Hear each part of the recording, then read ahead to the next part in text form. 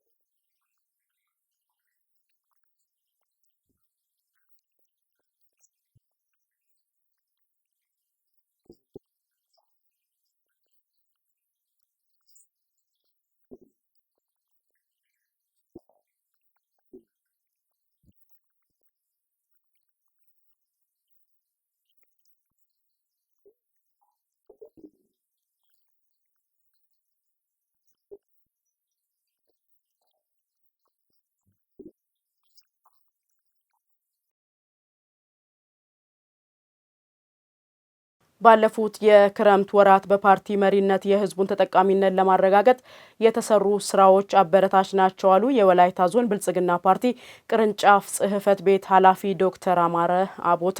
በግብርናው ዘርፍ ከተረጂነት ወደ ምርታማነት ለመሸጋገርና ምርታማነትን ለማሳደግ የቴክኖሎጂ አጠቃቀምን ማሻሻል እንደሚያስፈልግም አመልክተዋል። የጤናና የትምህርት ስራዎችን ውጤታማነት ለማረጋገጥ ህብረተሰቡን በማሳተፍ እየተሰሩ ያሉ ስራዎች መጠናከር እንዳለበትም አሳስበዋል። የዞኑ ብልጽግና ፓርቲ ቅርንጫፍ ጽህፈት ቤት የ2018 በጀት ዓመት አንደኛ ሩብ ዓመት እቅድ አፈጻጸምን ገምግሟል። አለማየሁ አልቶ ዝርዝሩን አሰናድቶታል። የወላይታ ዞን ብልጽግና ፓርቲ ቅርንጫፍ ጽህፈት ቤት በዞኑ ውስጥ ካሉ መዋቅሮች ከመጡ ከፓርቲ አመራሮች ጋር አንደኛ ሩብ ዓመት አጠቃላይ የፓርቲና የመንግስት ተግባራት ያሉበትን ደረጃ ገምግሟል። በዚህም በግብርናው፣ በጤናው፣ በትምህርትና በልማት እንዲሁም የፓርቲና የህዝብ ቅቡልነት በሚያጠናክሩ ዘርፎች አበረታች ስራ መሰራቱን የቅርንጫፍ ጽህፈት ቤቱ ኃላፊ ዶክተር አማረ አቦታ ተናግረዋል። ጥሩ የሚባል የመጀመሪያ ሩብ ዓመት አሳልፈናል። በሂደቱ የተንጠባጠቡ ብለን ከገመገምናቸው ነገሮች ውስጥ ከግብርና ስራዎች አንጻር በተለይ ከቴክኖሎጂ አካባቢያን አጠቃቀም አንጻር ስቲል ያልተሻገርንበት እንደሆነ ፕሮግሬሶች አሉ፣ መሻሻሎች አሉ። አሁንም ቢሆን ቀጣይ ብዙ ትኩረት አድርገን ከፊት በሚመጣው በመስኖ ስራ በበጋ መስኖ ወቅት የተሻለ ምርታ በቴክኖሎጂ አጠቃቀም ላይ ለማምጣት መስራት እንዳለብን በእቅዳችን አካተን እየተነጋገርን እንዳለን ለማንሳት ያክል ነው። ከትምህርት ስራዎቻችንም አንጻር አሁንም የትምህርት ስብራቱን ለመጠገን ከሚሰሩ ስራዎች አንጻር ጉለቶች አሉ። በጣም አጠናክረን የትምህርት ጥራት ላይ ትኩረት አድርገን በየአካባቢው የመምህራንን አቅም በመገንባት የተማሪውን አቅም የማሳደግ ስራ መስራትን የሚጠይቁ ነገሮች በቴክኖሎጂም ከማስደገፍ አንጻር እንደ ዞን የምንችለውን ከሚመለከተው አካል ጋር ተናበን መስራት እንዳለብን በእቅዳችን አካተን እየተነጋገርን እንዳለን ለማንሳት ያክል ነው። ከጤናም አንጻር መሰረታዊ የሚባሉ ለውጦች እያየን ያለን ብንሆንም አሁንም ከወቅታዊ ከአየር ሁኔታ አንጻር የወባ ወረርሽኝ በተለያዩ አካባቢዎች ላይ እንደ ቻሌንጅ አሁንም ተጋርጦ ያለ ስለሆነ ይሄን ለመቀልበስ በየአካባቢው የህብረተሰብ ተሳትፎ በማድረግ ህብረተሰብ አስተባብሮ ችግሩን የመፍታት ስራ ላይ ትኩረት አድርገን መንግስት ህዝቡን አስተባብሮ እንደ ፓርቲ ደግሞ ይሄን ፍሮንት ላይ ወጥተን እየመራን እንዳለ ለማሳየት ለመውራት ብቻ ሳይሆን በተግባር ይህን የማሳየት ስራ ለመስራትም ቀጣይም አመራሩን በዚህ አነሳስተን ህዝባችንን ከጎናችን አሰልፈን ለመፍታት አቅደን እየሰራን እንደሆነ ለማንሳት ያክል ነው። መድረኩ የመንግስትና የፓርቲ ተግባራት ያሉበትን ደረጃ በግላጭ ያመላከተ ነው ያሉት የመድረኩ ተሳታፊዎች በሶስተኛ ዙር የ90 ቀናት እቅድ ትኩረት የሚሹ ዘርፎችን ነቅሶ ያሳየ እንደነበረ ገልጸዋል። በግብርና የመስኖ የመኸር ስራ በአግባቡ የተመራበትና ከመኸር ስራ ጋር ተያይዞ ሰፊ ማሳዎች በዘር የተሸፈኑበት ከዚህም ጋር ተያይዞ አሁን ያለው የአዝመራ ሁኔታ የምርት ሁኔታም የተሻለ እንደሆነ የተገመገመበት ሁኔታ አለ። ሌላኛው ምናልባት ከትምህርት ውጤት ስብራትን ከማረም አኳያ ከማስተካከል አኳያ ትምህርት ለትውልድ መራግብር ሀገራዊ መራግብር አለ። ይሄን ተፈጻሚ ከማድረግ አኳያ አሁንም ትምህርት ጥራት ላይ ብዙ ስራዎች መሰራት እንዳለባቸው በጉድለት ወስደን ቀጣይ የምንሰራ ይሆናል። አፈጻጸሞች ነበሩና እነዚህን ከህዝብ ተጠቃሚነት አንጻር የነበሩ ውስንነቶች አሉ።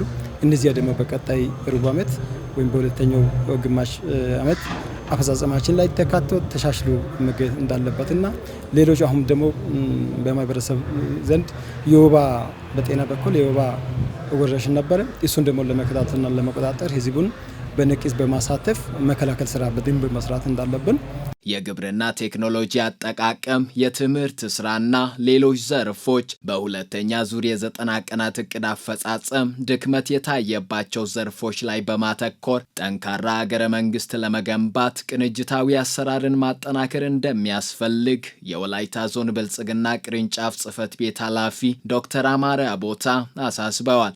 የልማትም የመልካም አስተዳደር ስራዎችን ለመስራት የስራ ዕድል ፈጠራ ስራችንን አቅደን ባቀርነው መሰረት መፈጸም እንዳለብን፣ ወጣቱ የስራ አማራጭ እንዲፈጠርለት የመስሪያ ቦታ የመስሪያ ካፒታልና የአቅም ግንባታ ስልጠናዎች እንዲሁም የውጭ ሀገር ስራ ስምሪትም ላይ በቂ ስልጠናዎች ከመለከታቸው ተቋማት ጋር ሆነን ይሄን አቀናጅተን በመምራት ውጤት ለማምጣት አቅደን በእቅዱ ላይ እየተወያየንበት እንዳለ ለማንሳት ነው። በአጠቃላይ በፓርቲ መሪነት የፓርቲ ቅቡልነት ያለው ፓርቲ ፈጥረን ጠንካራ መንግስት ፈጥረን ጠንካራ ሀገር መንግስት ለመመስረት ስራዎች እንደ ዞን እየሰራን እንገኛለን።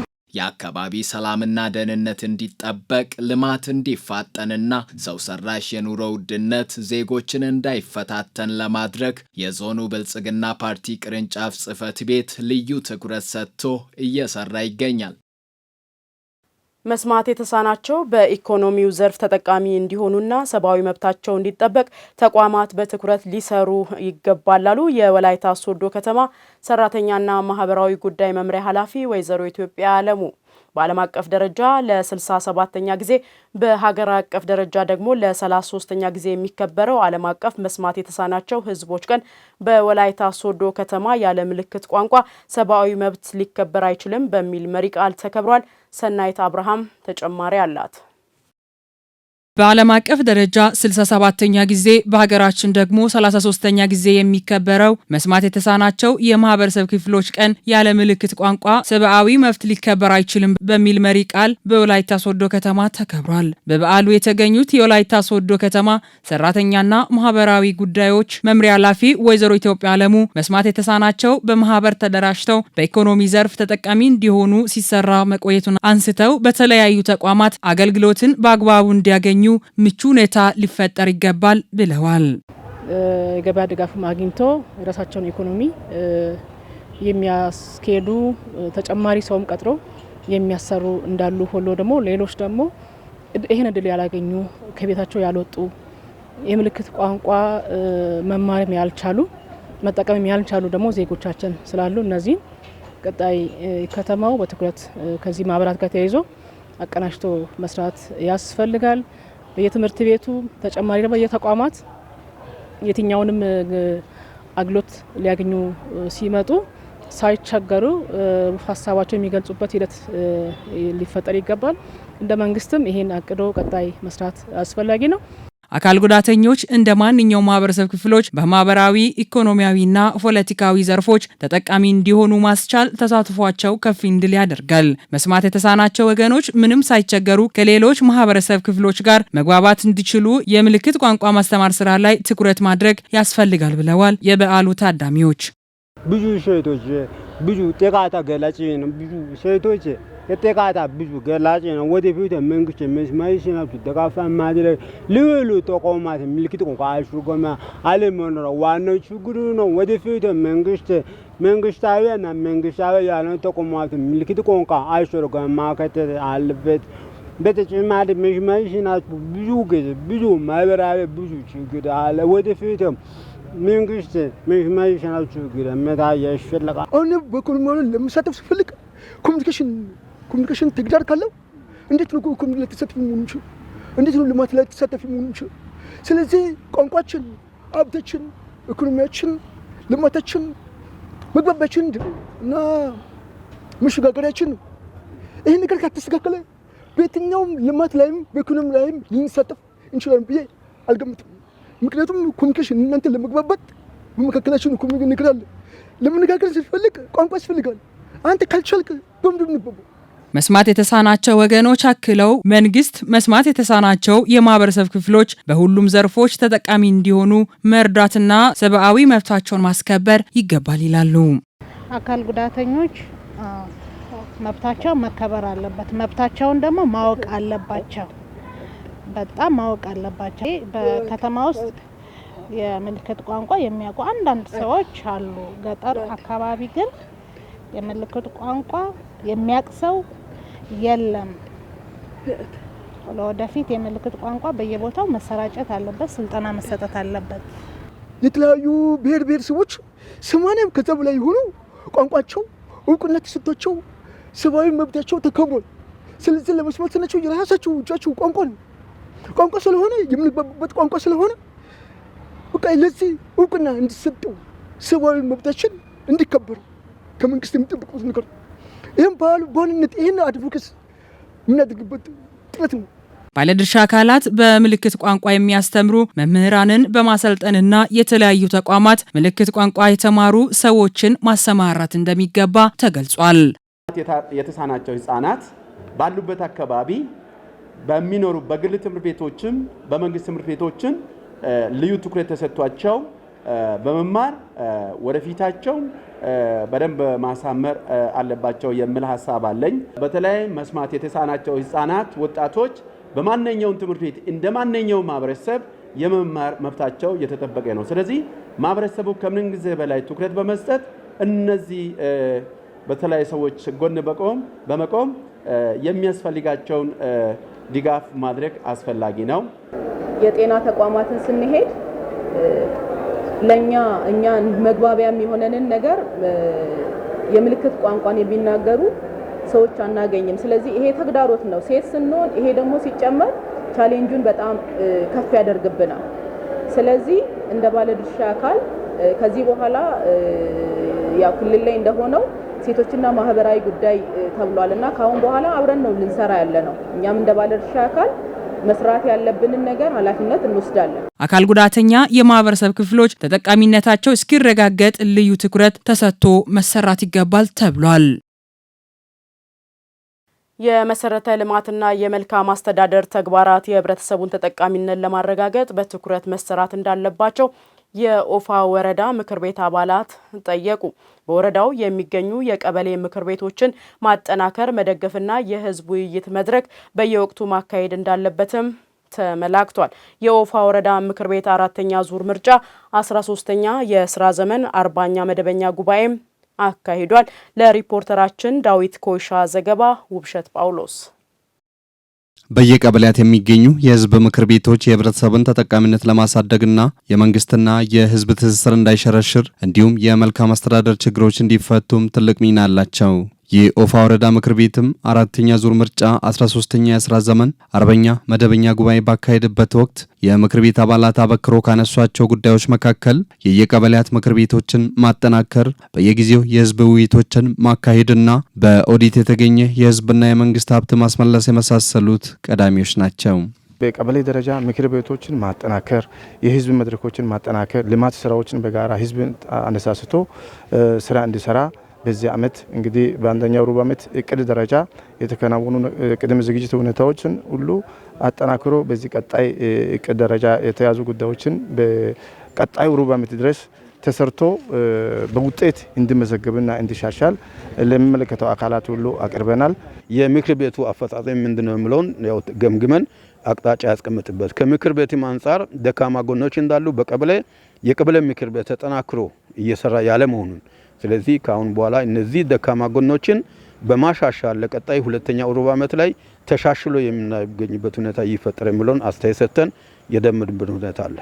የኦፋ ወረዳ ምክር ቤት ዋና አፈ ጉባኤ ወይዘሮ ቦጋለች መና የህብረተሰቡን የልማትና የመልካም አስተዳደር ችግሮችን ለመፍታት የሁሉም ቀበሌያት ምክር ቤቶችን በማጠናከር በየጊዜው ህዝባዊ የውይይት መድረኮችንም በማካሄድ የመልካም አስተዳደር ችግሮችን ለመፍታት በቅንጅት እንደሚሰራ ተናግረዋል። የቀበሌ ምክር ቤቶችን ወደ ስራ እንዲገቡና እነሱ ጠንክሮ እነሱ ከሰሩ የልማት መሰረተ ልማት ጥያቄ የህዝብ ተወካይ ስለሆኑ የህዝብ መሰረተ ልማት ጥያቄዎችን ሁሉ እያነሱ እየሰሩ በምክር ቤታቸው በየወሩ አንድ ጊዜ በአመት 12 ጊዜ እየሰሩ ነበሩ። የህዝብ ውይይት በጣም አጥጋቢ አይደለም፣ ተጨማሪ ቢደረግ ብሎ ምክር ቤቱ አቅጣጫ አስቀምጧል። እኛም እሺ ብለን ያው ቀጣይ የህዝብ መድረክ ከትምህርትና ከቋሚ ኮሚቴ ጋር አንድ ላይ ሰነድ እያዘጋጀን ነው። ስለዚህ የህዝብ መድረክ በየጊዜው መንጠባጠብ ትቶ በየቋሚ ኮሚቴ በየዘርፉ የህዝብ መድረክ እንዲሰራ እንሰራለን ብለን ቃል ገብተናል። የምክር ቤት አባላት አክለውም የዜጎችን የምግብ ዋስትና ለማረጋገጥ የግብርና ምርትና ምርታማነትን ማሳደግ፣ የትምህርት ተደራሽነትና ጥራትን ማሻሻል እንዲሁም የጤና ተቋማት አገልግሎት አሰጣጥን በቀጣይ ሊታሰብ እንደሚገባ ነው የጠየቁት። የ12ኛ ክፍል ፈተና ከተቀበሉ ከ300 በላይ ተማሪዎች መካከል በሙሬ ሁለተኛ ደረጃ ትምህርት ቤት ላይ አንድ ተማሪ ብቻ ነው ዩኒቨርሲቲ ያስገባው። ስለዚህ በአጠቃላይ በወረዳ ውስጥ ካሉ ከአራቱ ሁለተኛ ደረጃ ትምህርት ቤቶች አንድ ተማሪ ብቻ ዩኒቨርሲቲ ገባ ማለት ወደፊት ወረዳችን ወይም ህዝባችን የት እየሄደ ነው የሚለውን ከዚህ አንጻር ትኩረት ተሰጥቶ ሊሰራ ይገባል የሚለውን አቅጣጫ አስቀምጣል። ይህም ደግሞ ለትምህርት ስብራት ዋናው ምክንያት አንደኛ የወላጅ ድርሻ አለ፣ የተማሪ ድርሻ አለ፣ የመምህራን ድርሻ አለ፣ የህብረተሰቡ ድርሻ አለ፣ የመንግስት ድርሻ አለ። ከመንገድ ጋር ተያይዞ በኦፋ ወረዳ ከፍተኛ የመንገድ ችግር ያለበት አካባቢ ስለሆነ ይህንን ጉዳይ የወረዳው መንግስት ከሚመለከታቸው አካላት ተገናኝቶ መፍትሄ ካልፈለገ በስተቀር ከፍተኛ ስቃይ ውስጥ ያለ መሆኑን እንደ ምክር ቤት ገምግመናል። በጤና በኩል ወረዳ በተለይ በወባ ላይ ተጋላጭ ወረዳ ነው። በወባ ወረርሽኝ ዙሪያ ላይ በተለይ አምና አካባቢ ዋጭጋ አካባቢ ከፍተኛ ሰው ቁጥር ያቀጠፈበት ሁኔታ ነበረ። ዘንድሮ ደግሞ ወቅቱ ያልጠበቀ ዝናብ ጋር ተያይዞ ወባ ወረርሽኝ በጣም ከፍተኛ ደረጃ አለ። አልጋ ጎበር በአግባቡ ስርጭት እንዲደረግ ህዝቡ ደግሞ ግንዛቤ እንዲይዝ በሚለው ነገር ላይ በደንብ አይተናል። ጤና ዘርፉ ላይ በደንብ መሰራት እንዳለበት አይተናል። በተለይ በግብርና ዙሪያ ላይ ደግሞ ምርጥ ዘሮችን በአግባቡ ለህዝቡ ደግሞ በቴክኖሎጂ የተደገፈ አይደለም፣ ጥራት ላይ ቁጥር እንዳለ በተለይ መንገድ ኦፋ ወረዳ በጣም መንገዶችን ተራራማ ጋር ተያይዞ በዚህ ከገሱባ ወደ ገላኮ የሚያስኬደው መንገድ ወደ ኦኮቶ ሴሪ የሚያስኬደው መንገድ ደግሞ ከገሱባ እስከ ጢዳ ቃንቆ ጋርቤ የሚያስኬዱ መንገዶች በጣም የተበላሹ ናቸው።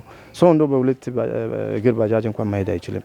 አሁን እዛ አካባቢ ጤና ጣቢያዎች አሉ። ሰው እንደ ድሮ በእውነት በቃሬዛ ሰው መሸከም ደረጃ የደረሰበት ሁኔታ አለ። የኦፋ ወረዳ ዋና አስተዳዳሪ አቶ ደማ ኃይሌ የምክር ቤቱ አባላት ያነሱትን ችግሮችን ለመፍታት ከሁሉም ባለድርሻ አካላት ጋር በቅንጅት እንደሚሰራ በመጥቀስ በሁሉም የልማት ስራዎች ደግሞ የማህበረሰቡ ተሳትፎና ድጋፍም እንዲጠናከር አሳስበዋል። ከፍተኛው የመንገድ መሰረተ ልማት ጥያቄ አለ።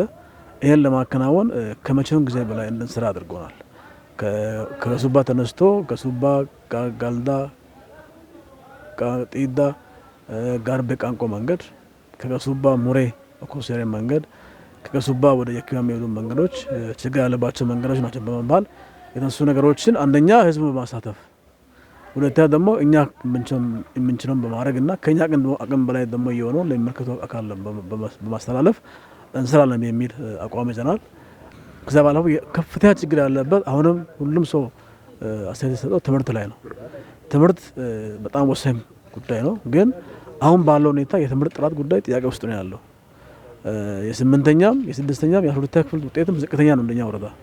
ይሄ ማንን ይመለከታል የሚለውን ተወያይተናል። በየደረጃው የሚገኙ የህዝብ ምክር ቤቶች የማህበረሰብን የመልካም አስተዳደርና የልማት ፍላጎትን ለማሟላት ትልቅ አቅም ስላላቸው ቅንጅታዊ አሰራርን ማጠናከር ይጠበቅባቸዋል።